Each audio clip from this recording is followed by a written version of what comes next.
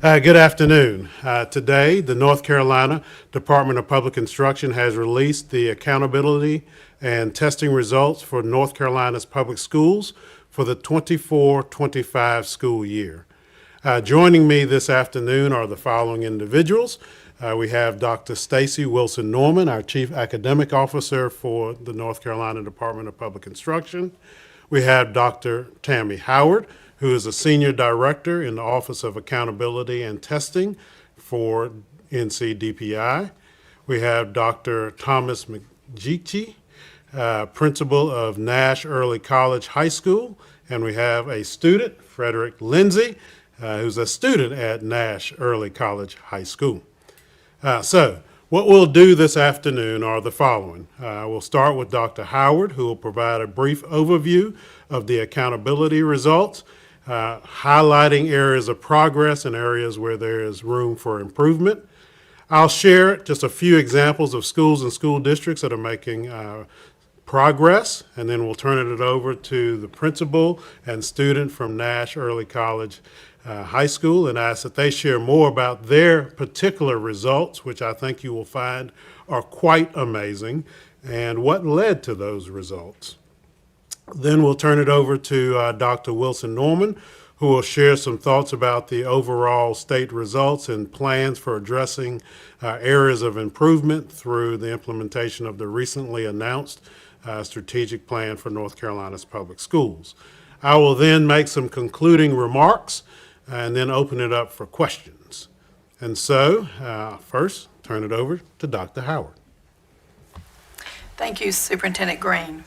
So we're very excited, of course, today to recognize the highest four-year cohort graduation rate for North Carolina at 87.7. This is a consistent increase for the past 3 years, but most notable, the highest ever. We are also excited that the percentage of students who are proficient in reading and mathematics tests, if we add all those tests together, there are 15 across end of grade and end of course, excluding science because it was a new assessment this year. Of those 15, 12 showed that the highest performance in 2025 as compared to the previous 2 years. Related to that, if we take all of the test scores and put them together into one composite score, the results for all racial and ethnic groups were the highest, again, in 2025 as compared to the previous 2 years. And lastly, all end of grade tests in mathematics, grades 3 through 8, show an increase in 2025 compared to the previous 2 years. So all of this shows consistent improvement in several areas that are indicative of the work and the effort that has been demonstrated across the state by our students, by our teachers, by our principals, and our educational leaders. But we always also have opportunities to continue this work and to improve our outcomes. One area that we're highlighting, of course, is grade 3 reading. There's been much effort in recent years around the science of reading, and we're all very anxious to see the outcome from that work. So we'd like to note that cohorts 1 and 2, with the way they're progressing through the system, their year of looking at those results is actually the current school year, 2025-26. So we're anticipating next year this time to have results related to that work and that effort. We also always want to emphasize the importance of reading comprehension. That relates back to our K-3 learners who are learning how to read. It goes beyond the skill of reading. It goes also to reading comprehension. Our end of grade test, it needs to be stressed, are that. And they ask students to do things like make inferences from text, to draw conclusions, to determine a main idea.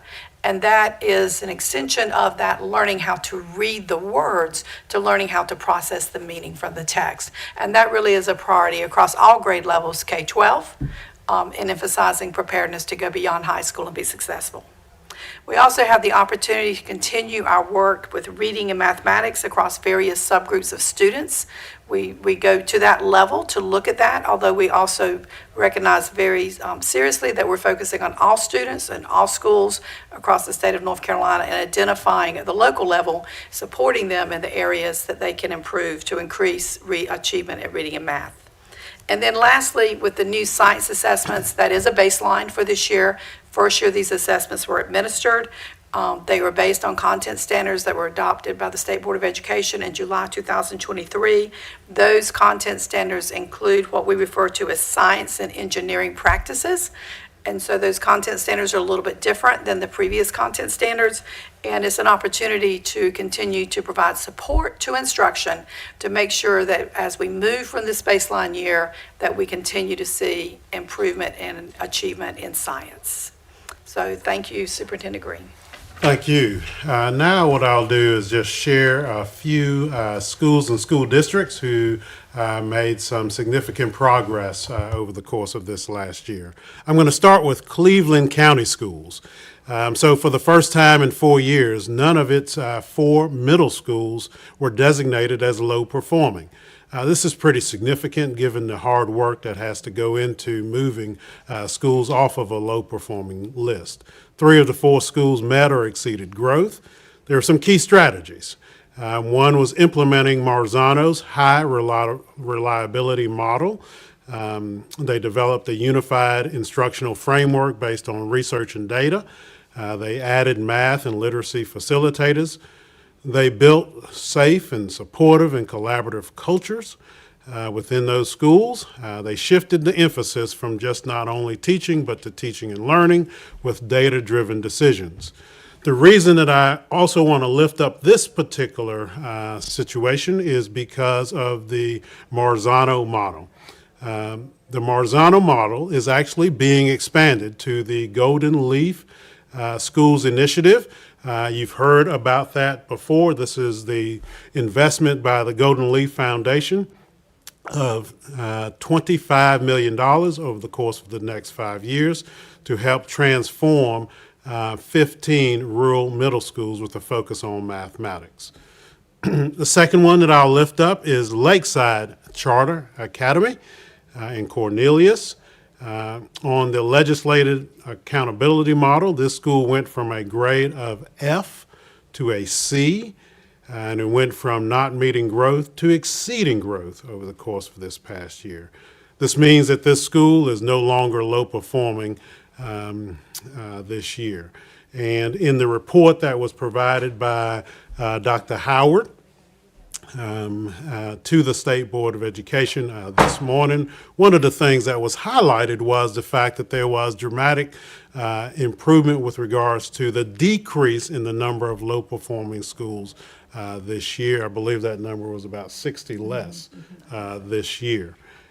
And then the third one that I want to lift up this morning or this afternoon is the Nash Early College High School. This school has an overall A rating on that accountability model and has exceeded growth for the 6th consecutive year. Outstanding proficiency rates. Let me just give you a sense of what those look like. 83% in biology, 89% in Math 1, 96% in English 2, and 98% in Math 3. Incredible, incredible numbers. And so I do want to turn it over to the principal and the student to share more about those results and how you were able to achieve them. Thank you, Superintendent Green. And again, thank you for your recent visit to Nash Early College High School. I am Dr. Thomas McGahey, the proud principal of Nash Early College High School. Not only do I currently serve as the principal of that high school, but my son graduated from the school back in 2009. So as a parent and as an administrator, I can attest to the great things that are occurring within our school. I would be remiss if I didn't mention, accompanying me today, I have my Math 3 teacher, Mrs. Diane Rank. I have Mrs. Tabitha Edwards for English 2, and I have Miss Amy Kirkwood for biology. I also have my school counselor, Mrs. India Sweet. In a minute, I'm going to talk about the importance of not just looking at education from the academic perspective, but also including those social emotional skills that are needed to be successful.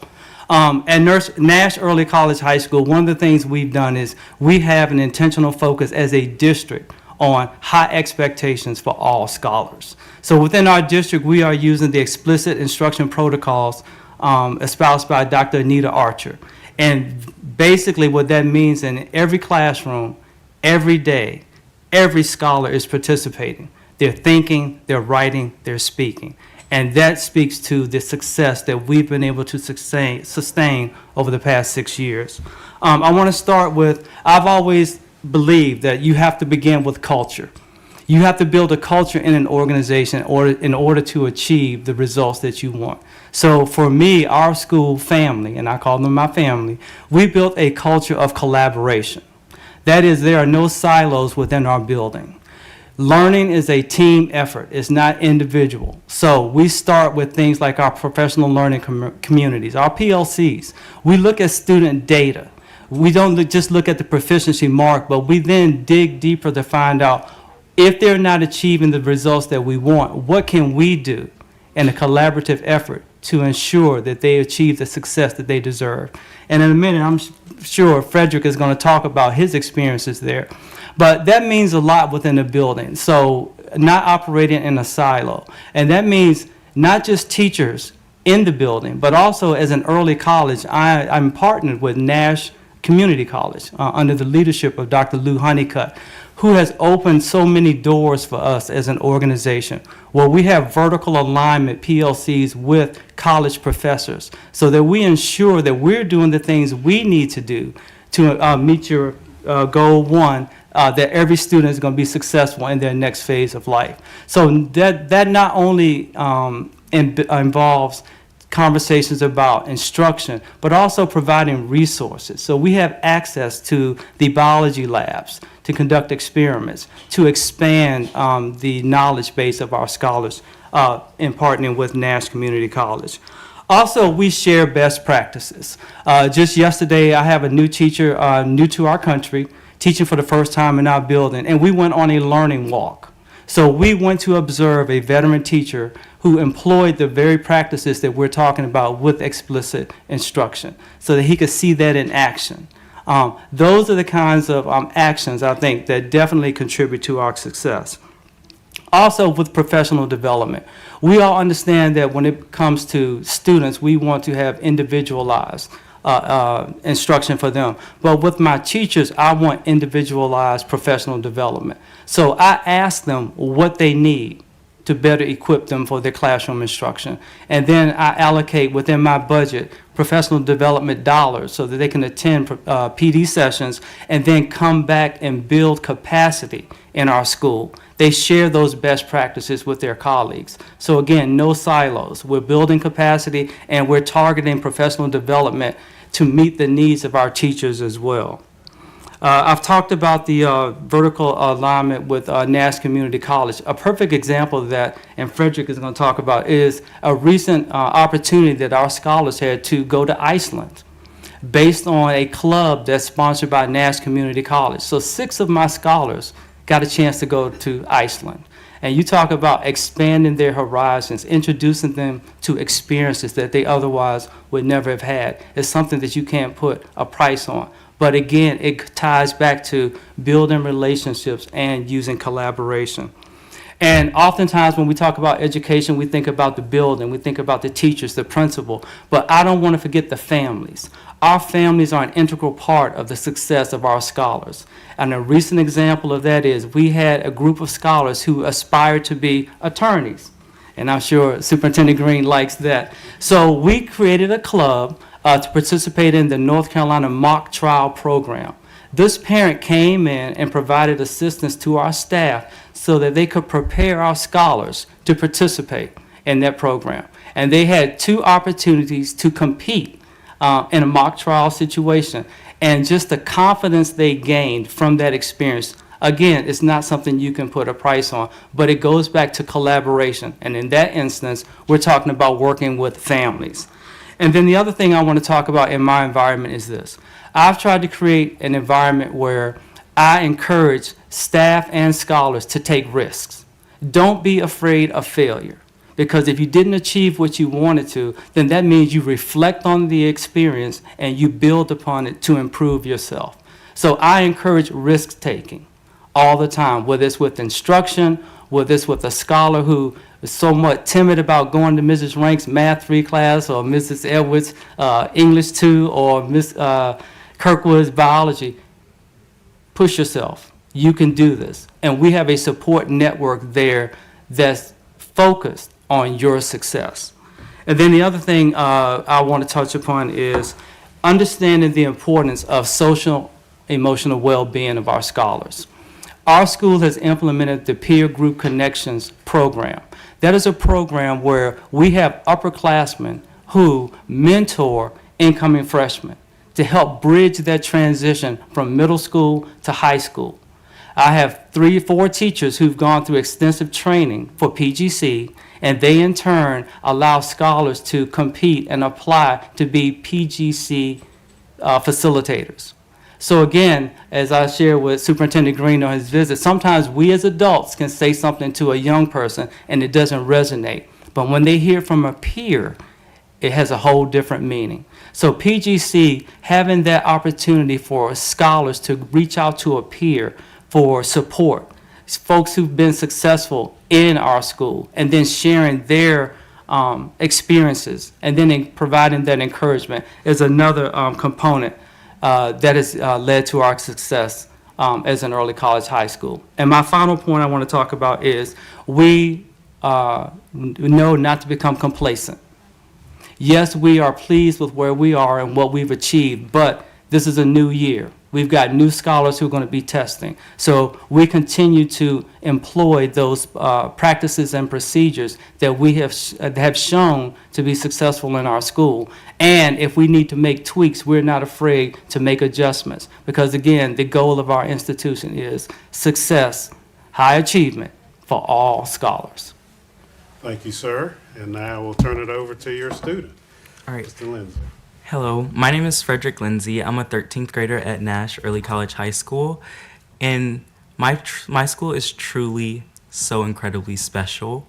There's 3 things that I would like to touch upon, and first is the dual enrollment process. My dual enrollment process has transformed my life. I came in 9th grade, and I think I was on the track to entertainment and media, and through internships, through classes like Drama 111 and internships with the studio on campus, I realized that wasn't for me. And through numerous trials and errors with my counselor, Miss Sweet, we realized that healthcare is where I found my passion for helping people at. And through internships like the one with the hospital, with hospice, and through classes like anatomy and physiology, I realized I was really passionate about healthcare and biology and just the human body in general. And another thing I would like to touch upon is the access to opportunities. At my school, since we're linked with Nash Community College, we have a wide variety of opportunities there. Like interning with the Studio 67, like I mentioned, that's Nash's campus. And through there, I had a radio show, which I won't mention, but it was very cool. It was a very nice opportunity where I got to just voice my opinion once a week, and it was life-changing, truly. And I would say the opportunity like going to Iceland with my principal, that was truly life-changing. And as a low-income student, I got to experience a new country for the first time for $500 to stay there for 5 days. That's an opportunity that you wouldn't get many places. And the last point I would like to touch upon is just the close-knit community that our school has cultivated. All the teachers right here, they could tell you all of our students' names from 9th to 13th grade, And that's just something you wouldn't get at another school. And that's just something that's truly been so special to me through my 5 long but very special years there. And I just always feel supported. No matter what I do, no matter what career pathway I'm on, I just always feel like I have someone in my corner there to back me up, to support me, to push me even when I don't feel like continuing. And that's just something that I will forever be grateful for. And Nash Community College and Nash Early College is just a truly special community, and it's one that needs recognition, I would say. Excellent. Thank you so much for your comments. And I'll turn it now to Dr. Wilson Norman, who will share a little bit about the overall results and then also plans for areas of improvement. We're very excited about the results that were shared today, that we saw many bright spots that Dr. Howard shared. We want to be best in the nation, and so in order to do that, we have a couple areas that we want to target. One is third grade reading, in which we will continue to build on the work that we're doing with the science of reading. It is a strong foundation, but with the adoption of our new standards that you'll hear more about in the coming months for ELA, for English Language Arts, we want to continue to strengthen that implementation, and the same with English 2. We're also working very closely to build a math framework, pre-K through grade 12, to really begin to think about how does high-quality math look in every single classroom across our state. And so as we're working on our math standards, that will be a focus. Our strategic plan undergirds a lot of our work that you will see in the future that we will begin to build on and implement statewide. A teaching and learning framework that will begin to establish some consistent practices from subject area to subject area, and thinking about what does it look like with our high-quality instructional materials. Those are just a few highlights that we will continue to focus on and build upon in our strategic plan. We also heard a lot about our subgroup performance, and we feel like that is a way for us to leverage and accelerate improvement for our state. As we think about how groups of students are performing, what are ways that we can really target those groups, provide additional support, build upon the promising practices that are taking place across our state, and really deepen that implementation for acceleration. Those are just a few strategies to help us move forward in the superintendent's vision and the state board's vision of North Carolina being best in the nation. Thank you. Thank you so much for that. And so before I open it up to questions, let me just share a couple of closing comments. Certainly there is room for continued improvement. However, I must say that I am pleased that North Carolina has achieved a 3-year high in most standardized end-of-grade and end-of-course assessments, with improvements in 12 of 15 math and reading tests. I am particularly pleased that our 4-year cohort graduation rate has risen to 18.7%. I think context is probably important here. As Dr. Howard has already mentioned, this is the highest 4-year cohort graduation rate in the history of North Carolina. The highest. I think it's also important to put it in further context by thinking about not only graduation rate, but then what are our students doing as they graduate. And so there will be more data that will come out later this year. But just as a bit of context, let's look back to last year, 23-24 school year, where the graduation rate was 87%. So we've seen an increase. But if you think about the 23-24 graduates, they participated and performed in college-level advanced placement courses at record-setting levels, reaching the highest participation and final scores in the last 10 years. North Carolina's career and technical education programs had a record-breaking year in 23-24. Students earned more than 358,000 individual credentials, the highest level since North Carolina Department of Public Instruction started tracking this attainment 14 years ago. In the 23-24 school year, over 78,000 public high school students were duly enrolled in at least one college course through Career and College Promise, which gives students the opportunity to earn college credits while still in high school. And 36% of the 23-24 graduates had earned credits through that program. And again, we'll later this year be sharing more data as it relates to the 24-25 school year. Now, these results from the 24-25 school year certainly demonstrate resilience, dedication, and progress for our students and educators across the state. These results, I believe, represent more than just mere numbers.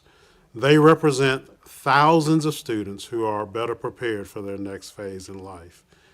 I'm so pleased to make this presentation, even as we know that our goal is not to be where we are today. There's much work that has to be done for us to get to a place where we are best in nation by 2030. And so with that, I will open it up to any questions that anyone will have. Yes, ma'am. It seems like reading really is a focus area for you all, especially third grade reading. Why has reading lagged compared to other subjects? I'll turn first to Dr. Stacy Wilson-Norman. I think reading is more difficult and takes more time. Our teachers have been trained in the letters, professional learning, and we're just working to align some of the elements, but we feel as though the baseline or the structure is there for support, but we just need to align some of the other supports to really accelerate that progress. But reading takes a lot of time and a lot of training, and we've done the training, and now we want to align some of the other supports. Great. And also just to remind us, Dr. Howard, if you'll just also reiterate when a particular cohort will have data for that cohort based on some of the significant work that has been done across the state. Yes, thank you, Superintendent. So yes, that is correct. So with the science of reading, we're anxious too. So when we get the data, we're like, oh, where are we with the science of reading implementation? Where are we going to have that group of students that started and came all the way through? And cohort 1 and cohort 2 will be for the 2025-26 data. So hopefully this time next year, we'll be having a different conversation. Very good. Yes, ma'am. We know the pandemic obviously changed schools all across the state. Was this raise in all of this data expected as things start to kind of even out after the pandemic? And what challenges are you guys still working through there with students still rebounding, maybe some students, still adjusting? Great. Dr. Howard, do you want to take a stab at that one? Yes, thank you. So I think the important thing to notice is we're looking back in this data report to 2023.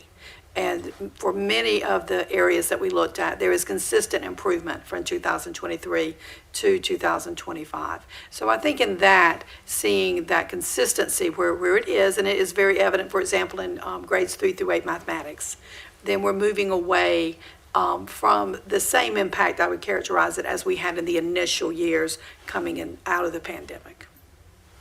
Very good. So, yes, ma'am, see your hand. Yes, all right, so what is specifically being done in schools to bring these test scores and performance up?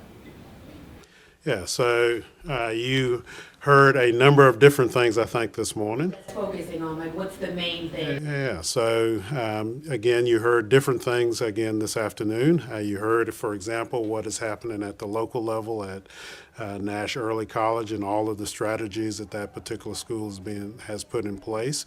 Different schools will have different things that they are doing. Different districts will have different things that they are doing as well. And so I'd rather not sort of say there's one particular thing that's driving all of the performance improvement, but rather certainly a continued focus on and trying to have more focus on teaching and learning, more focus obviously on thinking about students as more than just one day's worth of test scores, but what do they need to do to grow across the course of the year.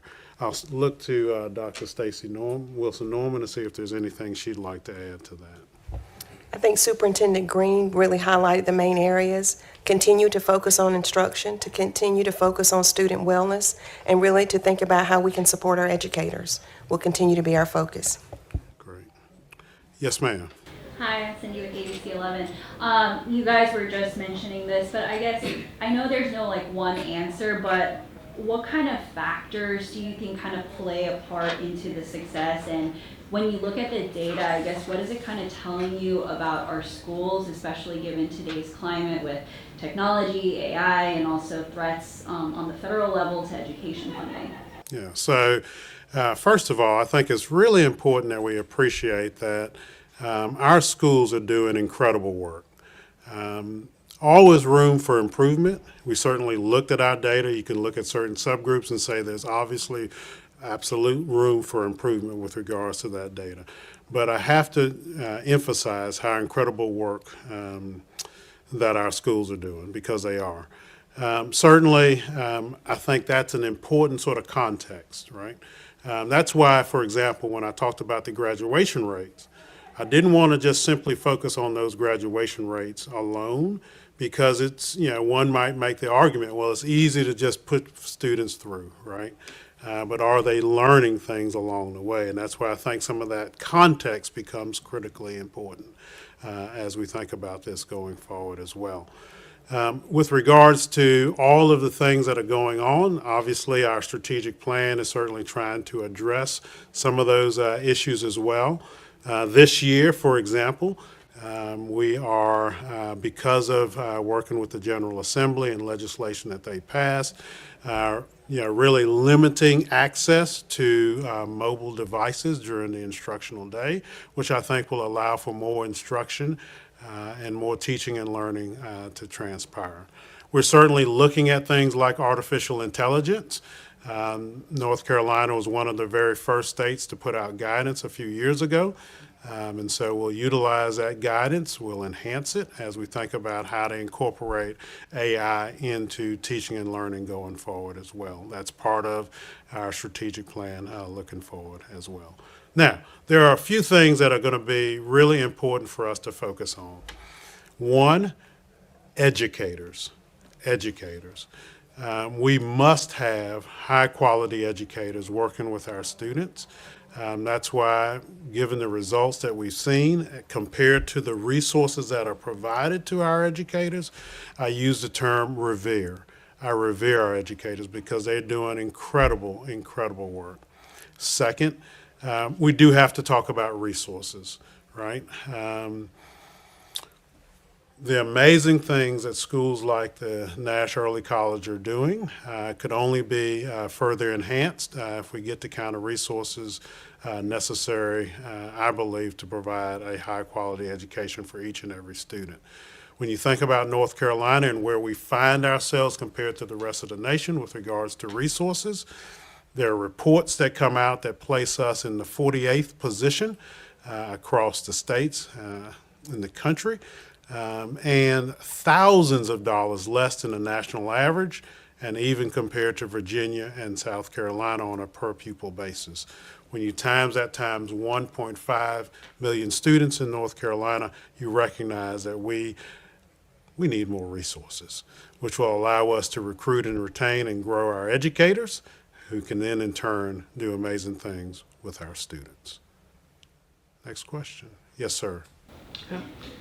Helene obviously had an impact on a number of districts in the western part of the state.